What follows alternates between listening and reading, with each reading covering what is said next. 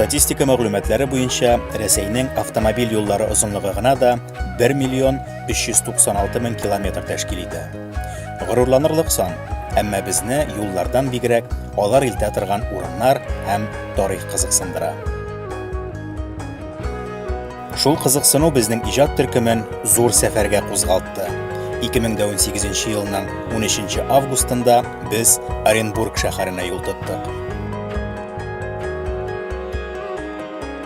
Ашыкмый гына барганда да 10 сәгать вакыт кирәк булган юлны без 10 көн дәвамында үтеп, сезнең игътибарыгызга Кандракүл, Килем кебек авыллар, Уфа, Оренбург кебек шәһәрләр турында бай материал әзерләдек.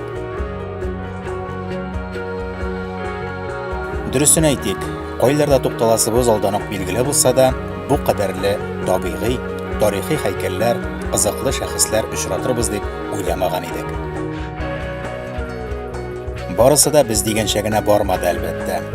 Юл маҗаралары да тапшырулардан читтә калмас.